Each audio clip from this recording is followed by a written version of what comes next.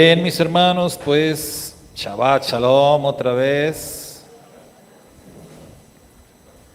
Esta semana estamos con la porción de la Torá que lleva por nombre hebreo Re'e, que significa mira, que significa observa. Eso es lo que significa Re'e. En nuestro ciclo anual de lectura y estudio de la Torá, nos toca esta semana esta porción, por ahí en el libro de Deuteronomio, del capítulo 11 en adelante. Y hoy, para nuestro tema de hoy, hemos elegido el texto ustedes van a poder encontrar en el libro de Devarim, Deuteronomio, capítulo 12, los versos de 1 al 14. Repito, Deuteronomio 12, versos del 1 al 14. Y el título para nuestro tema de hoy es El lugar que Dios escogió. El lugar que Dios escogió. Como sabemos, esta porción de la Torá comienza precisamente con esa palabra hebrea Re'e, mira, y el llamado, en este caso mira, es un llamado a mirar lo que el Eterno dice, Él está poniendo delante del pueblo. Y me decía mi esposa, no recuerdo si anoche o hoy por la mañana, me decía mi esposa, todos los lugares o los canales donde ella se ponía a ver o escuchar algo de la Parashá Re'e, decía, todos están hablando de la bendición y de la maldición. Y yo, sí, porque precisamente la porción comienza hablando de eso. Cuando dice ahí el Eterno, mira, dice, mira que yo pongo delante de ustedes la bendición y la maldición, ¿verdad? Entonces, ese es el llamado a observar detenidamente, a mirar, como a detenerse y tomar una decisión bien pensada, una decisión que sea la correcta. Como cuando nos dicen, mira, piénsalo muy bien, no te decidas todavía, piénsalo muy bien, piénsalo detenidamente. Si yo estoy poniendo delante de ti la bendición y la maldición. Entonces, esto quiere decir, mis hermanos, que la bendición no depende de la suerte, no depende de las circunstancias. La bendición es más bien la consecuencia de una buena decisión. Si decidimos bien, pues entonces vamos a ser bendecidos. Va a venir a nuestras vidas la bendición porque tomamos una buena decisión. ¿Y qué es lo que tenemos que decidir? Tenemos que decidir entre obedecer o desobedecer.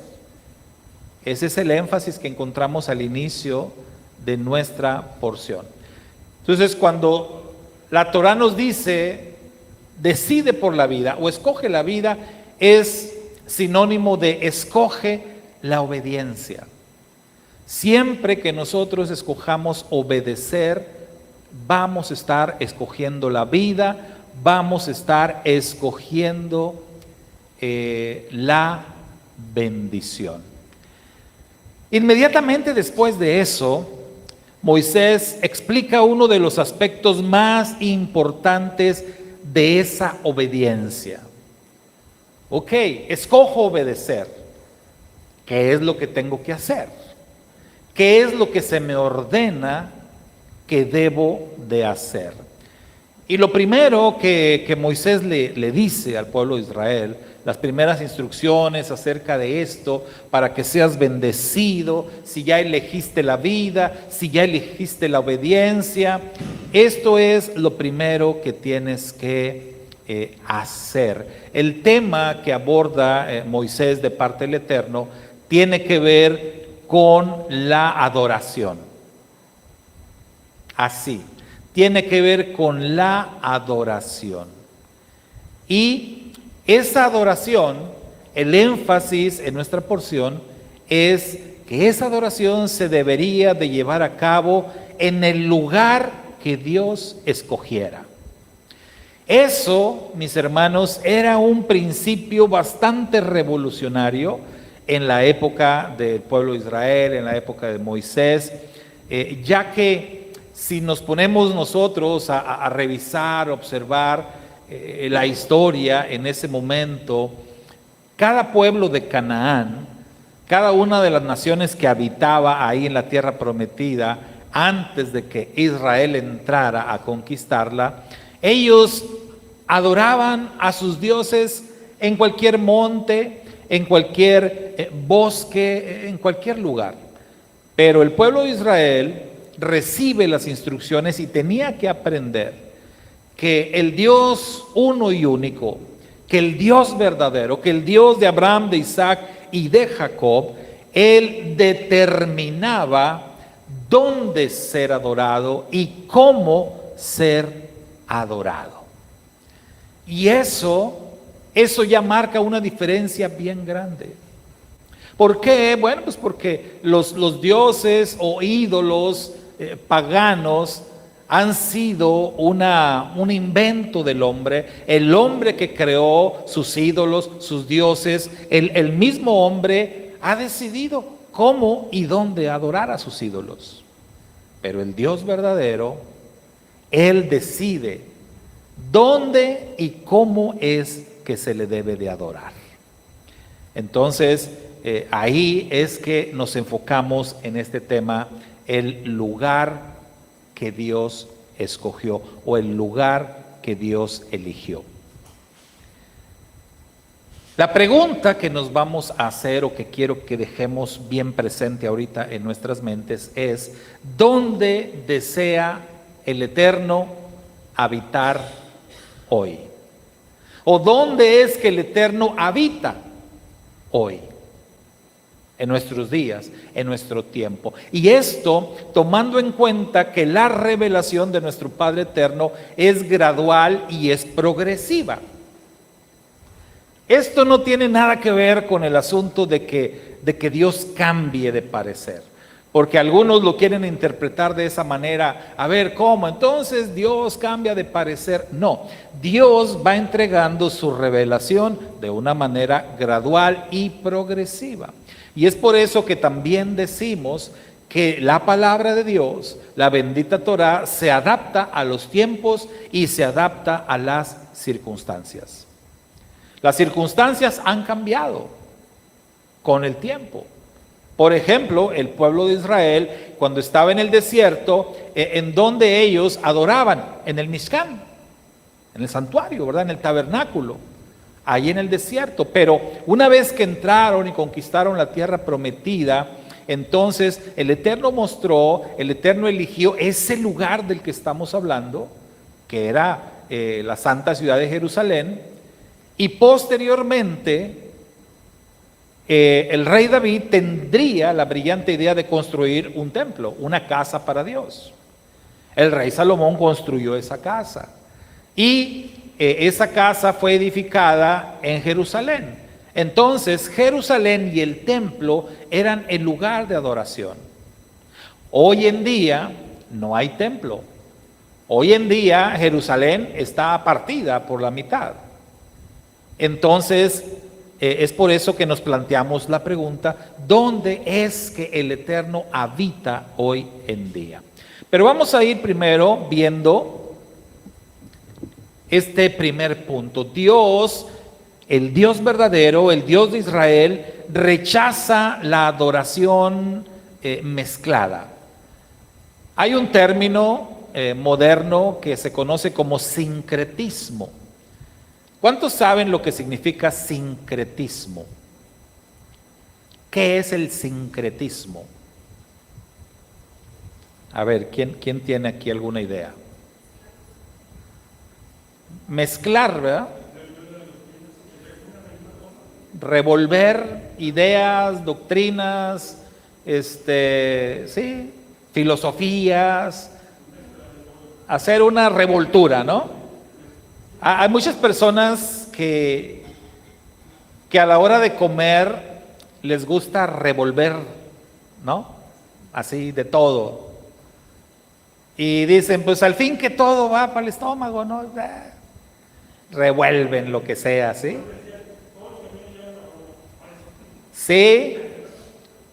Y fíjese, esto de la comida lo digo porque, y no todos, ¿no? O sea, hay personas que les sirven su plato y no, bien separadito, no me revuelvas, y se comen primero una cosa y otros, revuelve todo y vámonos.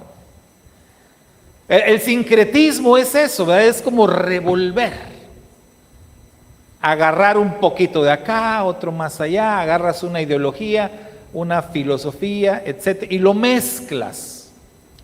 Eso es muy peligroso porque de pronto puedes estar mezclando información falsa con información verdadera y entonces ahí ya, ¿qué va a resultar de eso?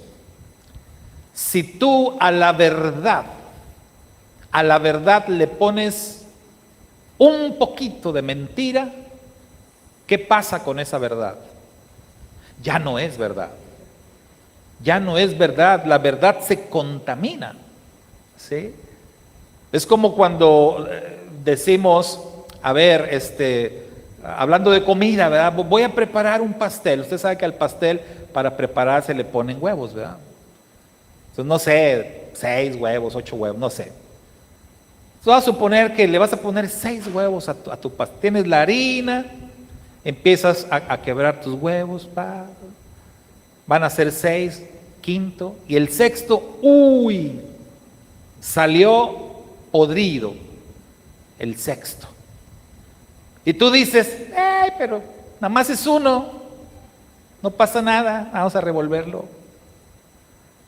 Y le sigues y lo preparas y horneas el pastel, lo adornas bien bonito y todo.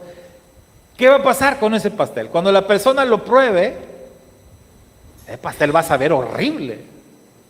Horrible va a saber. Oye, pero pues nada más un huevo estaba malo, con eso es suficiente.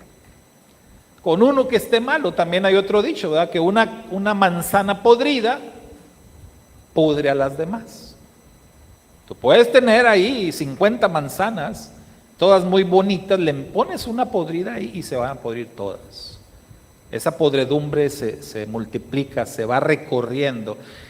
El sincretismo es eso, o sea, revolver, mezclar ideas, mezclar ideologías, meterle otras cosas. Por eso la Escritura dice que no le tenemos que poner nada, ni le tenemos que quitar nada. Así como Dios nos la ha entregado, así está bien, así está perfecta.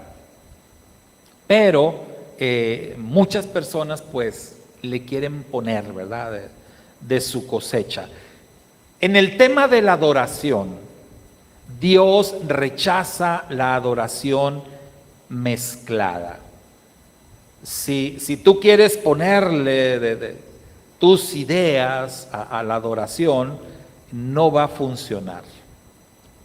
Israel iba a entrar en una tierra en donde la gente ahí adoraba a otros dioses, en donde la gente tenía costumbres distintas, donde la gente, decíamos, adoraba en cualquier lugar, donde tenían muchos ídolos, muchos dioses, de madera, de oro, de metales, de todos los ídolos tenían ahí, de todos esos dioses.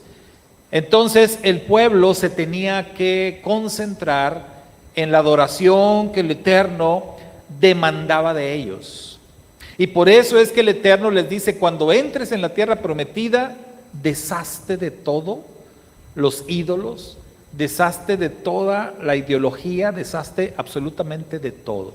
¿Para qué? Para que ellos no se fueran a contaminar, para que ellos no fueran a ser influenciados con alguna idea pagana,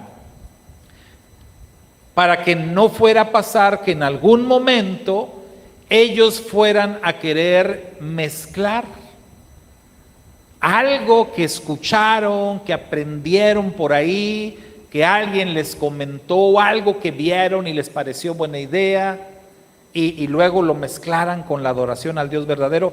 Eso es lo que el Padre quería evitar. Por eso les dijo, desechen absolutamente todo lo que ahí practiquen en relación a dioses, a ídolos, a todo eso. A través de la historia, mis hermanos, a través de la historia, lo que ha ocurrido es precisamente eso, que se han infiltrado, se han metido dentro del pueblo del Eterno ideas extrañas. Por eso es que el Eterno también advirtió, ¿verdad?, contra los falsos profetas. Ciertamente van a aparecer falsos profetas. Tienes que tener cuidado con ellos.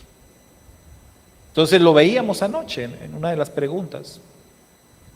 No importa, hablando de un profeta, no importa qué tan bonito predique, no importa qué tan elocuente sea, no importa cuánto poder pueda manifestar ese profeta tener, no importa si él te dice algo y mira, yo ahorita te voy a decir lo que va a pasar con tu vida, esto, y resulte cierto, no importa eso. Lo que importa es que esa persona te guíe a la adoración al Dios verdadero como debe de ser. Porque si un profeta, por mucho poder que muestre, por mucha veracidad que tenga en sus palabras, si ese profeta de pronto te quiere arrastrar, te quiere llevar hacia una adoración extraña, a un ídolo, a un Dios extraño, o simple y sencillamente te pretende alejar del Todopoderoso, es un falso profeta y tienes que rechazarlo. Entonces el Eterno está preparando a su pueblo para todo eso. Cosas con las que se iba a encontrar en la tierra de Canaán.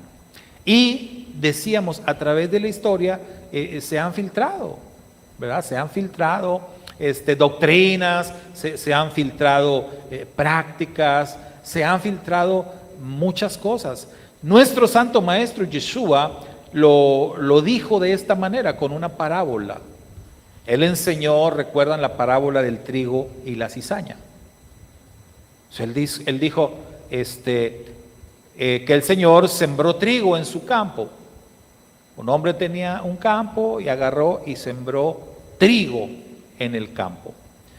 Pero luego vino su enemigo, en la noche, en las horas de las tinieblas, vino su enemigo y le sembró cizaña. Y entonces cuando brotaron, ¿verdad?, las plantitas, brotó el trigo y brotó también la cizaña. Y ya hemos hablado de este tema. La particularidad que tienen el trigo y la cizaña es que se parecen mucho. A la simple vista es muy difícil poder diferenciarlo. Entonces no es como lo dice el Señor en la parábola. Es muy difícil que tú quieras cortar la cizaña sin que te vayas a equivocar y por ahí vayas a arrancar también el trigo. ¿Cuándo llega el momento en que se puede observar la diferencia entre estos dos? Hasta el tiempo de que dan fruto. ¿Por qué? Porque la espiga del trigo produce fruto, pero la cizaña no. La cizaña no produce nada. Entonces las espigas de trigo ya cargaditas, ¿verdad?, con el fruto, pues se doblan por el peso del fruto, mientras la cizaña queda derechita porque no tiene fruto. Y ahí es cuando ya puedes observar. Entonces por eso mismo también Yeshua decía, por el fruto se distingue al árbol. Es el fruto el que te va a ayudar a hacer la diferencia entre uno y otro. Entonces, con esa advertencia, nuestro Santo Maestro Yeshua estaba diciendo, nos estaba advirtiendo que el pueblo iba a ser infiltrado. Y no iba a ser la primera vez. ¿Qué le pasó al pueblo de Israel? A pesar de estas advertencias que vemos aquí, que les hizo Moisés de parte del Eterno una y otra vez, ¿qué les pasó ya cuando habitaron en la tierra de Canaán? Fueron infiltrados, ¿verdad? Fueron infiltrados por ideologías, por cuestiones culturales, prácticas, de todo se les infiltró en el pueblo. De hecho, hasta el día de hoy, y en el tema, cuando entramos al tema de las raíces hebreas de la fe, se ha tornado también un tema polémico, un tema controversial. Y muchos en redes sociales discuten acerca precisamente de muchas cuestiones, de muchas prácticas que se han filtrado, que se han adoptado con el paso del tiempo dentro del pueblo elegido, y que muchos señalan, ¿verdad?, esas prácticas y dicen, hey, tengan cuidado, no porque estas cosas provengan del pueblo judío quiera decir que son buenas, porque el pueblo judío, el mismo pueblo judío, a través de la historia, vino agarrando, ¿verdad?, por ahí algunas prácticas, tomando algunas cosas del paganismo. Por decir un ejemplo, después del cautiverio, del regreso del cautiverio, hablando del tema del calendario, ustedes ven hoy en día el calendario judío, hay meses del año en el calendario judío que tienen nombres paganos. De hecho hay uno que se llama Tammuz. Hágame el favor, ¿verdad? Tammuz. ¿Y qué tiene de malo Tammuz? Pues Tammuz es un dios pagano, antiguo, ¿verdad? Entonces, que un mes del calendario judío se llame Tammuz, pues sí es como que raro. Y hubo otras cosas, muchas cositas por ahí. Algunos incluso dicen o señalan acerca del manto. Aquí tenemos un manto, un talit. Y muchos dicen, el talit no es algo bíblico. El talit fue una costumbre posterior y que no sé qué, y que no sé cuánto. O sea, hay muchas cosas que tendrían que ser estudiadas.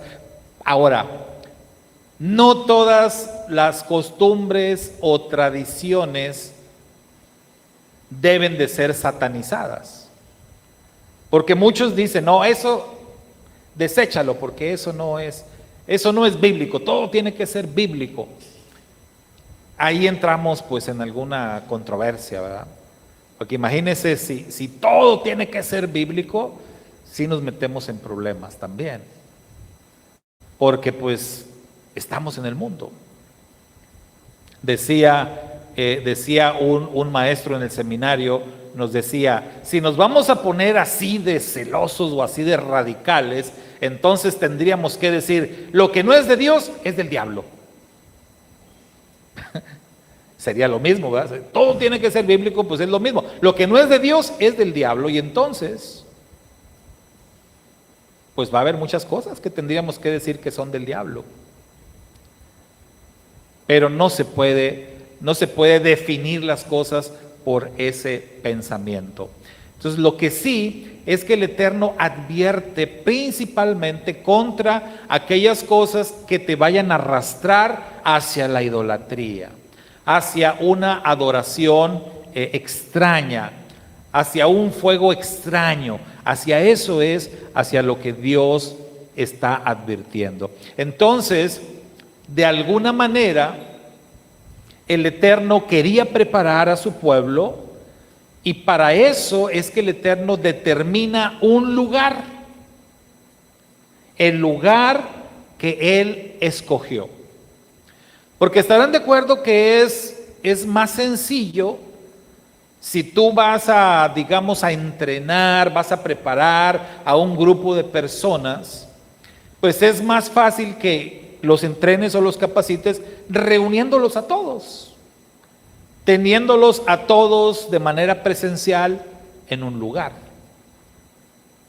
a que si los tienes a todos dispersos por todos lados, sobre todo en aquellos tiempos. Hoy en día nosotros podemos decir, Pero pues mire, hacemos un grupo de WhatsApp, ¿verdad? O como le hacemos ahorita, hacemos una transmisión. Y ahorita los hermanos, aunque estén en Argentina, donde estén, se unen. Pero estamos hablando de hace 4000 años. No había nada de esto. Entonces, ¿cómo podías llevar a cabo un plan, vamos a decir, un plan de discipulado, un plan de capacitación para el pueblo, si los tenías a todos dispersos? Si ibas a depender de llevarles de información. Imagínate una información de aquí a que llegara allá a un lugar lejano, enviando mensajeros con escritos, que era la forma, ¿verdad?, para comunicarse. Entonces el Eterno determina un lugar. La adoración se va a llevar a cabo en el lugar que yo elija. Y se va a efectuar de la manera que yo elija. Hay un libro en la Torá que está completamente dedicado a decirnos el cómo. Es Levítico.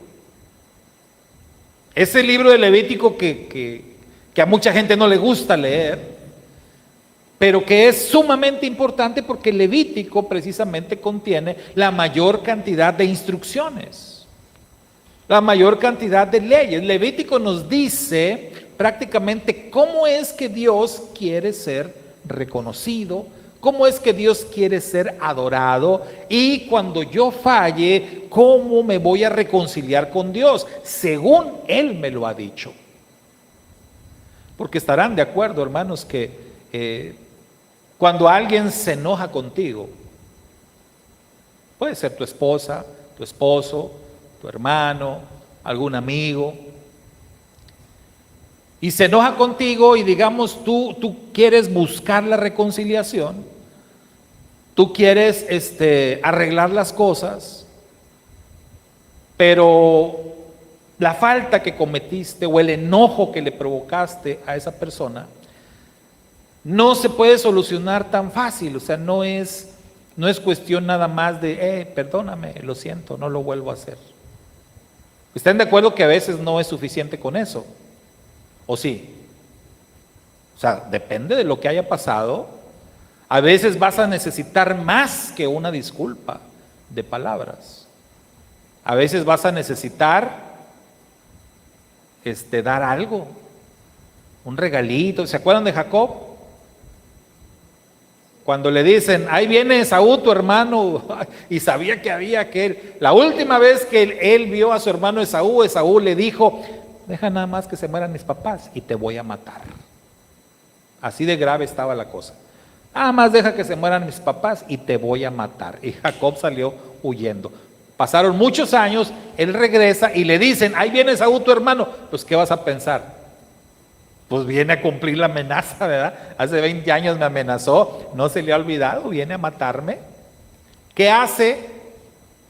Envía un mensajero, oye, dile a mi hermano que lo siento mucho, que me disculpe. No. Empezó a mandar, pero toneladas de regalos, ¿no? De presentes, tratando de... Y de alguna manera, aunque Esaú después le dijo, no, hombre, hermano, yo no necesito nada de eso, pero de alguna manera se nota, se ve que sí sirvió de algo, ¿no? Que sí ayudó. Ya venía más relajado Esaú. Entonces, muchas veces, cuando queremos reconciliarnos, tendremos que presentar algunas cosas. Vamos a decir una ofrenda de paz, porque eso es, ¿no? Una ofrenda de paz. Pero imagínate que como ofrenda de paz, tú le llevas a la persona que ofendiste algo que no le gusta. Imagínense que me hicieron enojar a mí y me quieren contentar. Pastor, mire, ya vamos a hacer las paces. Mire, le traje un regalito aquí, un platote de huevo con nopales para que, ándele. No, vamos a salir peor de lo que estábamos, ¿no? O huevo con cebolla y agüita de guayabas, no. vamos a salir peor todavía. Entonces, ¿cómo es que va a funcionar? Necesitas conocer a la persona, necesitas saber qué es lo que más le gusta. Y qué mejor que esa persona te lo diga. Por eso Dios le da instrucciones al pueblo. Por eso Dios le dice al pueblo dónde y cómo. Y por eso Levítico da todas las instrucciones. Si tú caíste, si tú ofendiste a Dios, para que puedas contentar a Dios vas a tener que presentar ofrendas de paz. Por eso el Levítico habla de ofrendas de paz, habla de ofrendas de culpa, habla de ofrendas por el pecado. Si el pecado fue de muerte, ahí sí no te puedo ayudar, ¿verdad? Ahí sí ya. Pero por eso es tan importante. Entonces Dios escogió un lugar para poder preparar al pueblo, para poder enseñar al pueblo. Esto era muy necesario. En la medida que avancemos ahorita nos vamos a dar cuenta, como ya dijimos al principio, hoy en día no hay ese lugar. Entonces, ¿cómo es que van a funcionar hoy las cosas? Bueno, el templo fue destruido una primera vez. El templo se volvió a reedificar. Se le llama el segundo templo. Pero ese segundo templo también fue destruido. Si hablamos de Jerusalén como el lugar que Dios escogió, no recuerdo ahorita el dato, no tengo ahorita el dato, pero Jerusalén, hermanos, es una de las ciudades en el mundo que más veces ha sido destruida. De hecho, dicen, porque Jerusalén es una ciudad que está en alto, por eso siempre dicen subiremos a Jerusalén, porque está en alto. Y si a eso le añadimos que cada vez que Jerusalén ha sido destruida, cuando se reedifica, la ciudad vieja queda sepultada, queda abajo. Entonces se reconstruye arriba, la vuelven a destruir, se reconstruye más arriba y más arriba.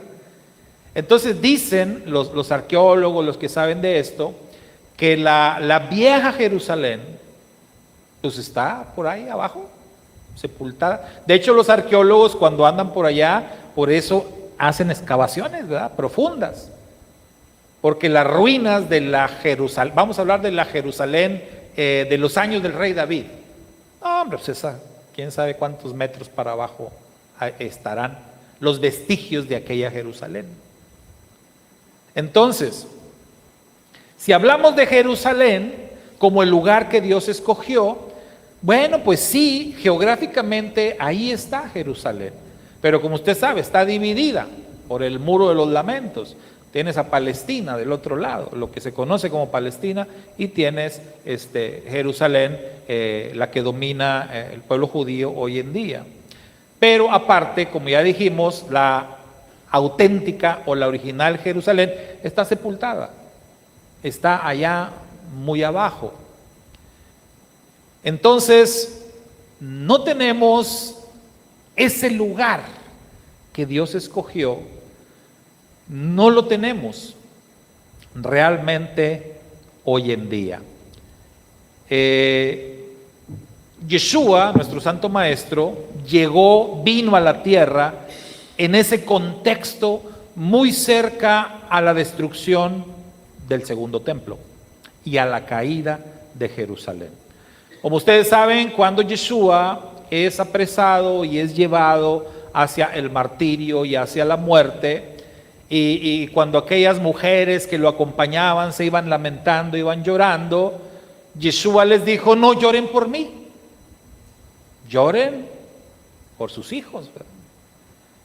Y lloren por lo que le va a pasar a Jerusalén. Entonces Yeshua anunció la destrucción de Jerusalén y anunció la destrucción del templo.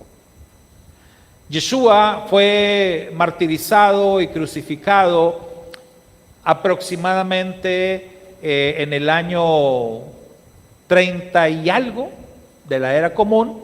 Recuerde que el calendario trae por ahí un desfase, dicen algunos entre 4 y 6 años. Pero vamos a decir, fue martirizado, y crucificado, muerto, por ahí del 30 y tantos de la era común. Entonces, esto ocurrió algunos 35 años, vamos a decir, antes de la caída de Jerusalén y de la destrucción del segundo templo. Entonces, lo que Yeshua pronosticó se cumplió rápidamente.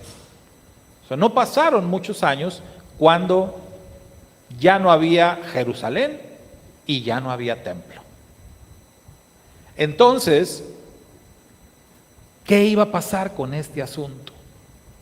¿Qué iba a pasar con el lugar que Dios escogió? Bueno, el propio Yeshua dio la respuesta. Y él habló de eso en una plática muy interesante, que podríamos decir, esa plática tuvo tintes de debate entre Yeshua y una mujer samaritana, ¿se acuerda? Ahí en un pozo de agua, donde Yeshua se detuvo y donde le dijo a aquella mujer, dame de beber. Y empezó así el diálogo. Y en una parte de ese diálogo, la mujer le dijo, nuestros padres dicen que es aquí, en Samaria, en el monte Gerizim, donde se debe de adorar. Ustedes los judíos dicen que es en Jerusalén, donde se debe de adorar. Y ella tenía esa duda muy válida, totalmente válida, y estoy seguro que no era la única. Porque desde que se dividió el reino del norte con el reino del sur, y desde que a uno de los reyes del norte se le ocurrió construir otro templo para ya no ir a Jerusalén, otro templo, otro lugar de adoración que Dios no había escogido y que era justamente en Samaria, allá donde estaba el monte Gerizim, y muchos creyeron que era válido. ¿Por qué? Porque Gerizim es el monte desde donde se proclamaron las bendiciones. Justamente cuando el Eterno da bendiciones y maldiciones, las bendiciones se proclamaron desde Gerizim, las maldiciones desde el monte Ebal. Entonces muchos dijeron, no, pues sí, Gerizim es un monte escogido también, una montaña bendita por Dios. Está bien que construyamos un templo ahí. Entonces, imagínense, obviamente eso creó mucha confusión desde que se hizo y hasta la época de Yeshua. Esa mujer le pregunta, yo tengo esa duda. ¿Y qué le dijo el maestro a esa mujer?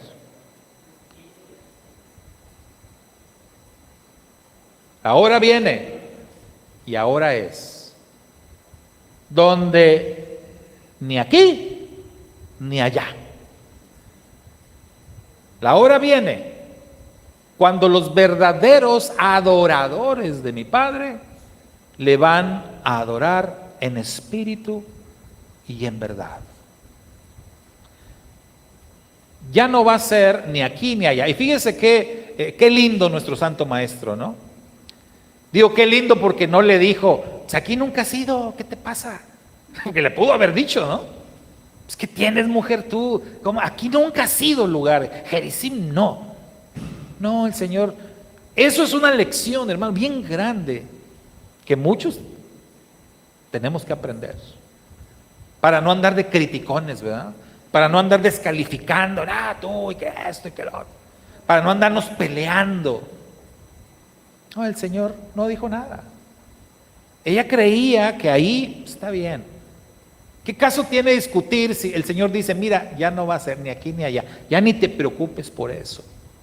La verdadera adoración. Y los verdaderos adoradores de aquí en adelante van a adorar al Padre en espíritu y en verdad. O sea, ya no va a importar el lugar en donde te encuentres. Y había una razón muy poderosa para eso. ¿Por qué? Porque tan solo unos cuantos años después, adiós Jerusalén, adiós segundo templo, pueblo judío a la dispersión. Reino del Norte ya estaba perdido en la dispersión.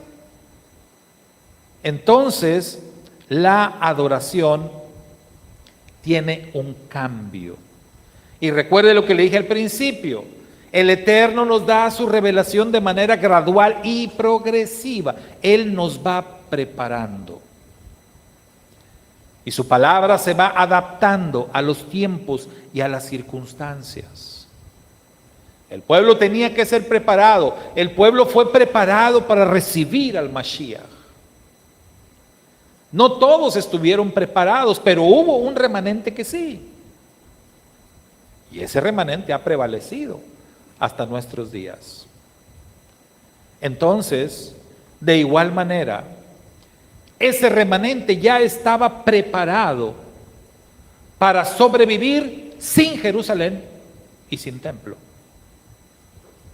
Ya habían recibido la instrucción, ya habían recibido el entrenamiento y habían entendido el concepto.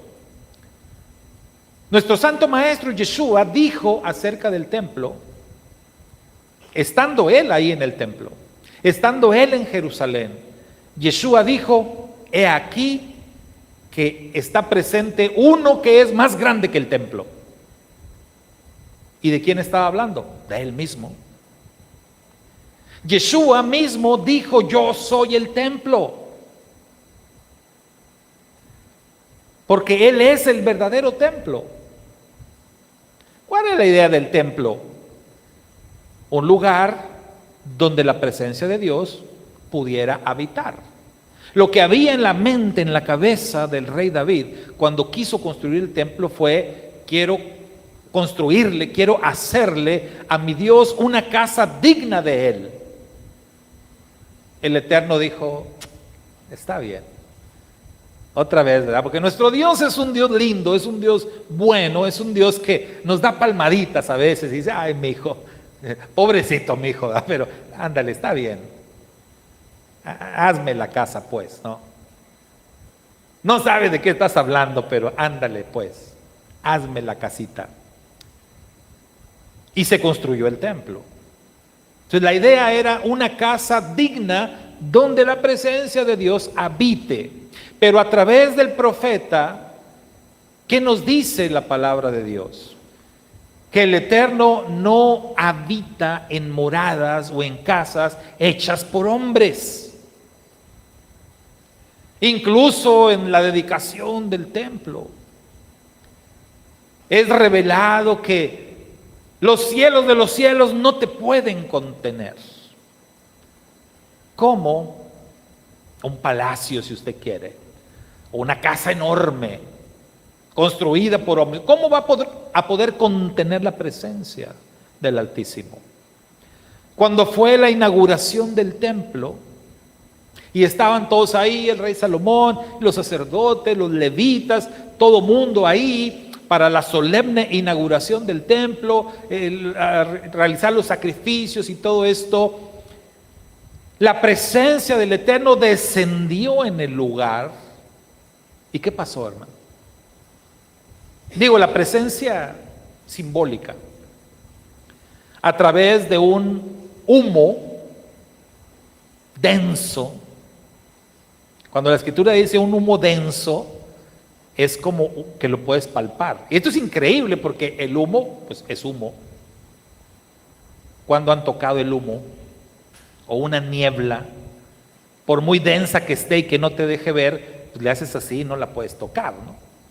Por eso es algo increíble lo que pasaba ahí, era algo distinto. La palabra trata de describirlo como un humo, como una niebla densa, pero que la podías tocar. Y que ese humo fue llenando el templo y empujando a toda la gente para afuera. De manera que ya nadie se pudo quedar ahí. Y el humo llenó la casa, llenó los patios, se salió hasta afuera. Entonces era una demostración para ellos, o un recordatorio de que ningún lugar creado por las manos del hombre puede contener la presencia divina. Eso ya estaba claro. ¿Qué es lo que sí puede contener la presencia divina? En nuestros libros sagrados, dentro de lo que se conoce como el Nuevo Testamento, se nos dice que Yeshua es esa habitación. Yeshua es esa casa. Yeshua es ese recipiente donde sí vive la presencia de Dios. En el Evangelio de Juan dice, y aquel verbo se hizo carne y habitó entre nosotros y vimos su gloria, gloria como del unigénito del Padre, lleno de gracia y de verdad. Y la palabra que se traduce como habitó entre nosotros, otras versiones dicen levantó su tienda entre nosotros. Me gusta mucho una versión que dice tabernaculizó entre nosotros, diciendo Yeshua es el tabernáculo, es el santuario, Él es el verdadero Mishkan, donde la presencia del Altísimo vive, habita dentro de Él.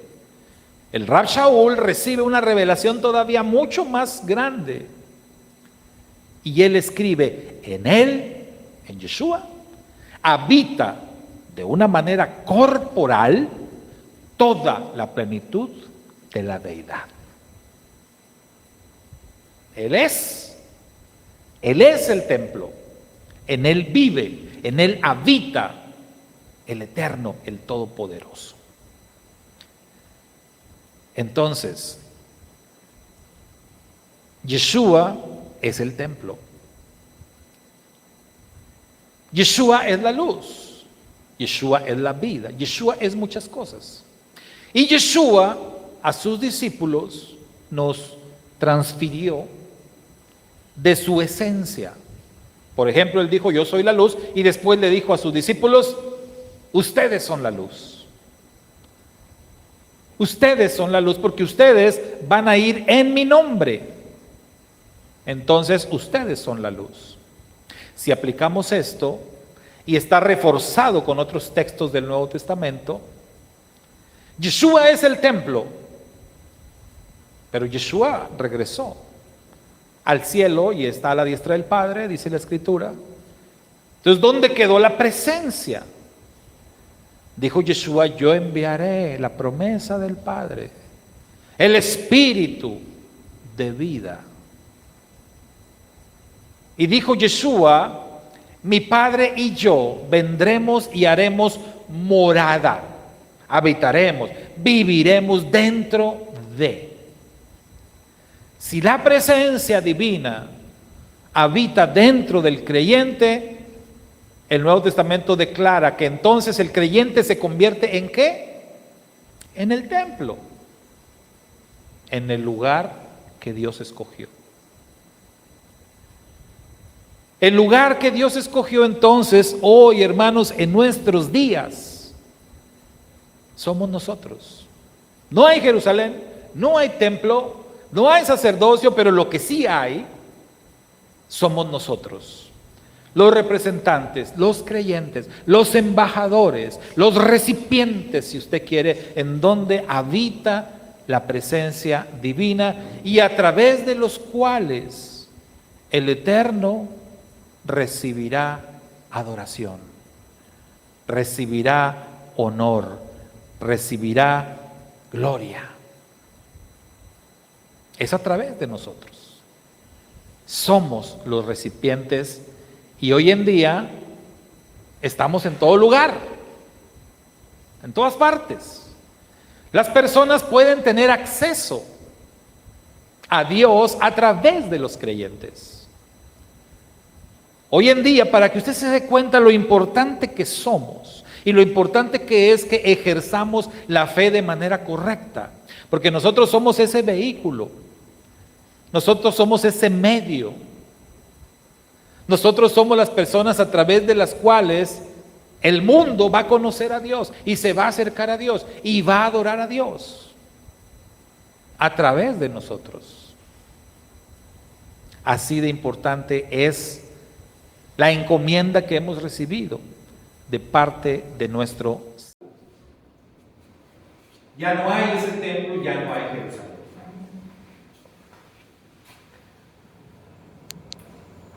Ahora bien, vamos a ver cuánto tarda en regresar la luz. Pero ya vamos a terminar. hablando acerca de cómo debe ser la adoración.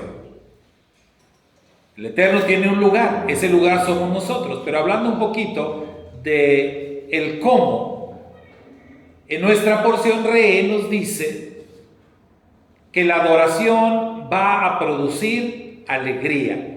El texto dice: y se alegrarán ustedes delante de Adonai vuestro Dios.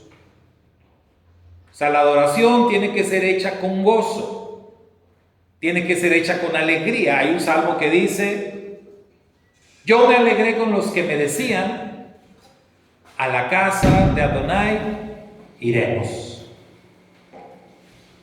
Dice: yo me alegré con los que me decían. Entonces, todavía ni llegan, ¿verdad? Todavía ni llegan a la casa del Eterno, pero ya van alegres, ya van contentos.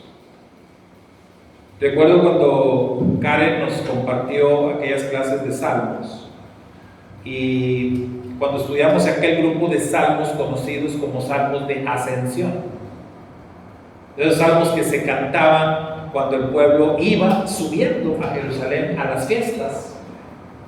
Todavía no llegaban a la fiesta y ya iban, pero bien alegres, bien contentos, porque iban a adorar a Dios. Entonces la adoración produce alegría, produce gozo.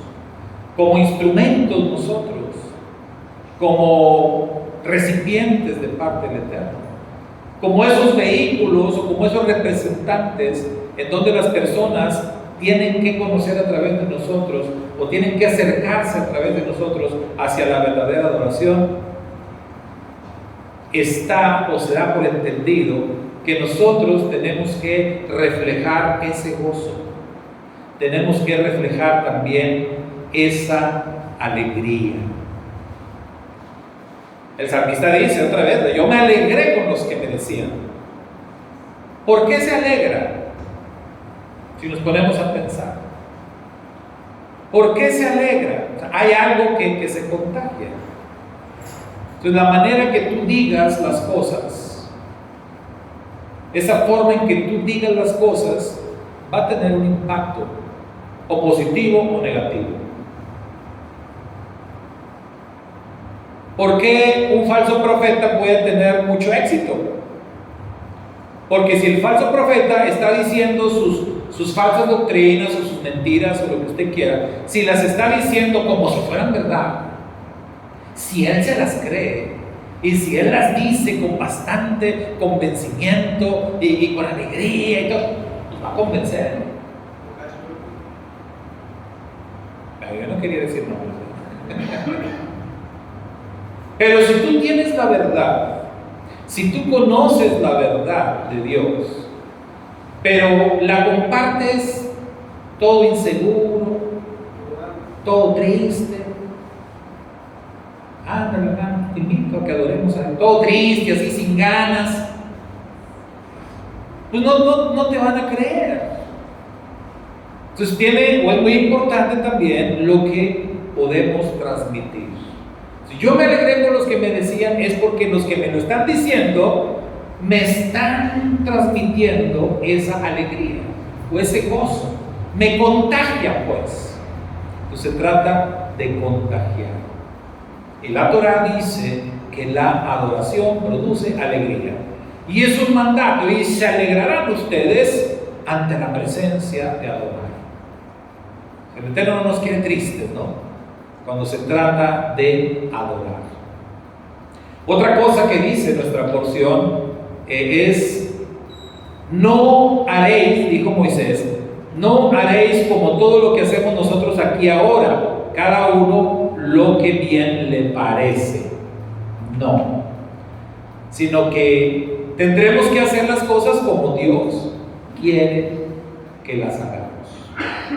Entonces, eso, hermanos, sigue siendo una realidad hasta nuestros días. El hecho de que no haya templo, de que no haya ciudad santa, de que no haya sacerdocio, no quiere decir que vamos a hacer las cosas como nos dé la gana.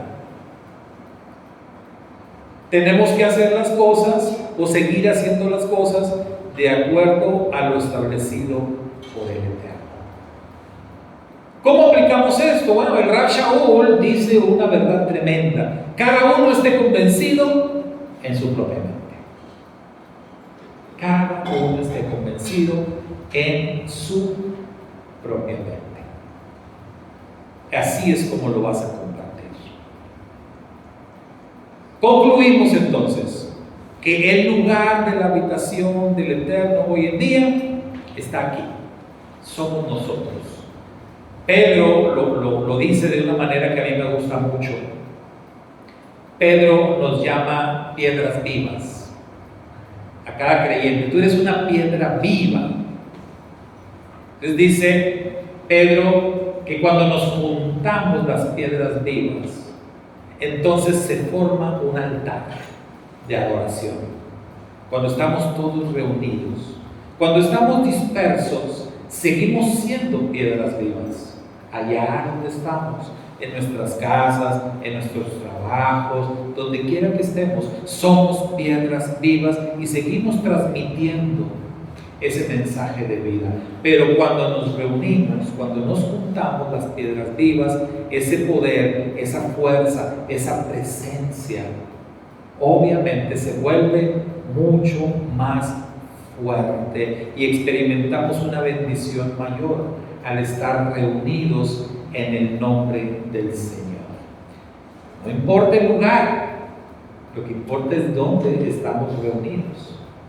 Ahorita estamos aquí, mañana no sé. Si se viene la persecución, a lo mejor vamos a estar por ahí escondidos, qué sé yo. Entonces sigue sin ser relevante el lugar. Hoy en día el lugar somos nosotros. A donde quiera que vayamos, somos el lugar de la habitación del Eterno. Entonces, la Parashá Re'eh comienza diciendo, mira. Y a partir de ahí, cada generación ha tenido que tener mucho cuidado al momento de decidir qué camino va a tomar. O la obediencia o la desobediencia. Y tienen que elegir el lugar que Dios ha elegido. Hoy usted y yo somos ese lugar. Y ese lugar se caracterizaba por enseñarle al pueblo las instrucciones que debían de obedecer. Hoy usted y yo somos quienes tenemos que enseñar a las personas y decirles qué es lo que tienen que hacer para adorar, para acercarse, para obedecer al Dios verdadero. ¿Qué les vamos a decir? ¿Qué instrucciones les vamos a dar? Con lo que Dios comenzó con su propio pueblo, fue diciéndoles, primero desháganse de todo lo que nos sirve. Y eso es algo que al mundo no le gusta, ¿verdad? Pero ¿qué le vamos a hacer? Ese es el mensaje. Si lo cambiamos, hermano, y muchos lo han cambiado, si lo cambiamos, no vamos a estar formando una verdadera congregación de creyentes. Si no queremos decir la verdad porque no queremos incomodar a las personas, eso no va a funcionar. El mensaje es, tienes que empezar por deshacerte de todo lo que a Dios no le agrada, de deshacerte de los ídolos, de deshacerte de todo lo que te estorba, de desechar el pecado de tu vida. Hay que empezar por ahí.